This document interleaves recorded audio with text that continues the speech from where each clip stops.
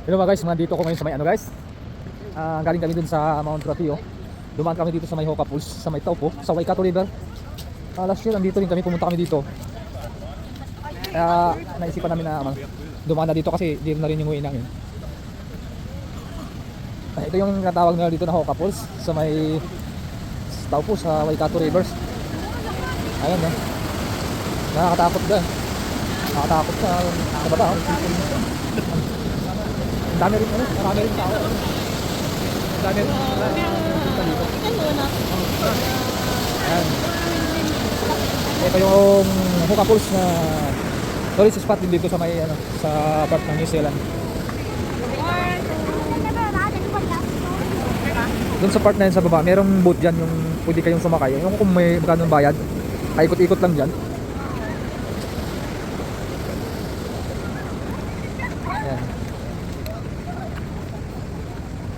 Ito yung Hoka Trails, yung map niya. Ayan oh.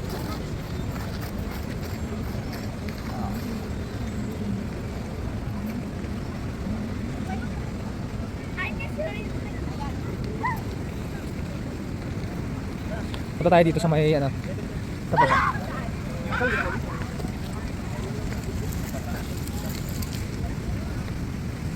Nangyayari lang naman ito pag ganito maraming tao pag mga holiday. Kaya kasi yun lang ang time talaga na pwedeng mamasyal. Kasi dito sa New Zealand, busy sa trabaho dito kasi per hours lang binabayaran dito. Kaya pag may holiday yun, sinasamantala ng mga tao dito na mag-ikot. Kagaya sa amin ngayon, 3 araw walang pasok kaya mag-ikot kami ng mag-ikot hanggat may panggasolina pa. Ayun, nakakatakot din sa baba pag nahulog ka dyan. Napakalalim yan.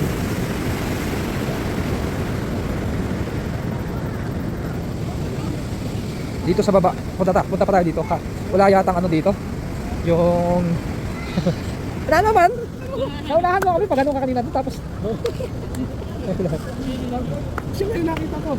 Yung may dalang ano, iba yung sasakyan niya. Subaru na white. Subaru na. Sinulit niya yung sasakyan ha. Sinulit niya yung kasi Pinapalit niya.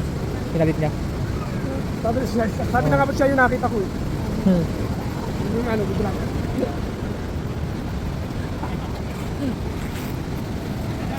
Nagkita-kita kami nung ano, tropa namin, kasama namin sa trabaho. Nagkita kami doon kanina sa ano, sa Mount sa may Wakapapa, sa may snow. Ngayon, andito naman pala sila, naunahan pa kami. Ayan,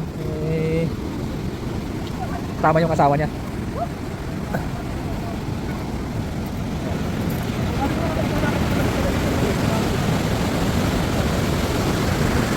So yan na muna guys, ito yung dito sa part ng New Zealand, ano, pag napunta kayo dito, search nyo lang Hoka Falls, dito kayo mamasyal dito.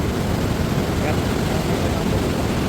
Pag ano, meron din doon sa bundok na yun, sa taas na yun, kitang kita doon sa taas yung baba.